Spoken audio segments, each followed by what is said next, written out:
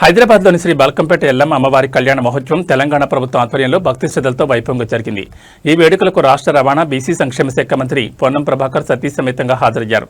దేవాదాయ శాఖ అధికారులు పూర్ణకుంభంతో స్వాగతం పలికి అనంతరం మంత్రి అమ్మవారికి పట్టు వస్త్రాలు సమర్పించి ప్రత్యేక పూజలు నిర్వహించారు. ఈ సందర్భంగా మంత్రి పొన్నం ప్రభాకర్ మాట్లాడుతూ తెలంగాణ రాష్ట్రంలో సమృద్ధిగా వర్షాలు కురిసి రైతులు సుభిక్షంగా ఉండాలని, ప్రజలందరూ ఆయురారోగ్యాలు సుఖ సంతోషాలతో జీవించాలని అమ్మవారిని ప్రార్థించినట్టు తెలిపారు. బోనాల ఉత్సవాల సందర్భంగా భక్తులకు ఎలాంటి ఇబ్బందులు కలగకుండా ప్రభుత్వాన్ని ఏర్పాట్లు చేస్తోందని, భక్తులు సహకరించి ప్రశాంతంగా అమ్మవారిని దర్శించుకోవాలని కోరారు. బోనాల సందర్భంగా రాష్ట్రంలోని దేవాలయాలకు ప్రభుత్వం ఆర్థిక సహాయం అందిస్తోందని, బల్కంపేట ఎల్లమ్మ తల్లి ఆశీస్సులతో తెలంగాణ అన్ని రంగాల్లో అభివృద్ధి సాధించాలని ఆకాంక్షించారు.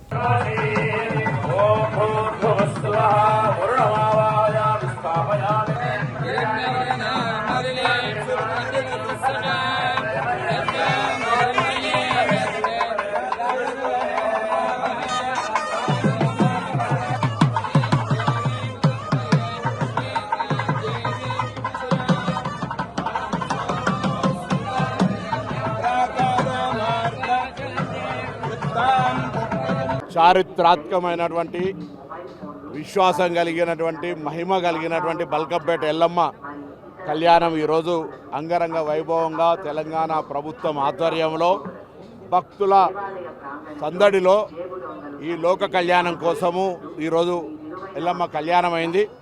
ఆ అమ్మవారిని సందర్భంగా ఒకటే ప్రార్థిస్తూ ఉన్నాం. సమృద్ధి వర్షాలు పడి ఒకవైపు ప్రకృతి రీత్యా ఎలినోనో విపత్తు వస్తుంది అనే సందర్భంలో కూడా గతంలో అనేక విపత్తులను ఎదుర్కొన్నటువంటి బల్కంపేట ఎల్లమ్మ తల్లి చరిత్రలో భాగంగా ఈరోజు కూడా తెలంగాణ వ్యాప్తంగా సమృద్ధి వర్షాలు పడి పాడి పంటలతో ఆయురారోగ్యాలతో ఉండే విధంగా ఎల్లమ్మ తల్లి ఆశీర్వచనం ఉండాలని ఈ ఎల్లమ్మ తల్లి కళ్యాణం రోజు ప్రార్థిస్తూ, హైదరాబాద్ బోనాలంటేనే ఒక సాంప్రదాయం, ఒక ఆచారం, ఒక సంస్కృతి. ఆ సాంస్కృతికంగా జరిగే ఈ ఆచార్యాల్లో ప్రజలంతా కూడా భాగస్వాములై ప్రజలు పరస్పరంగా సహకరించుకొని వేడుక జరుపుకుంటారు. ప్రభుత్వం తరఫున కూడా అన్ని ఏర్పాట్లు చేస్తున్నప్పటికీ అక్కడక్కడ ఇబ్బంది తప్పదు. ఎందుకంటే అనుకోనంత జనం వచ్చినప్పుడు కొంత ఇబ్బంది కలుగుతుంటుంది.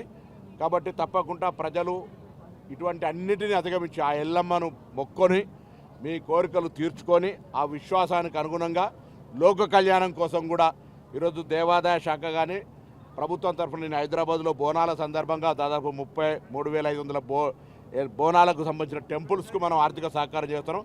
అందరూ కూడా ఆ యొక్క వరుణదేవుడు కరుణించాలని, పూజలు చేయాలని కూడా ఈ సందర్భంగా విజ్ఞప్తి చేస్తూ ఆ తల్లి ఆశీర్వచనం తెలంగాణ మీద ఉండి తెలంగాణ 2047 విజయానికి అనుగుణంగా ఎదిగే విధంగా బలవంతమైనటువంటి ఆశీర్వచనం చేయాలని కోరుకుంటా ఉన్నాను.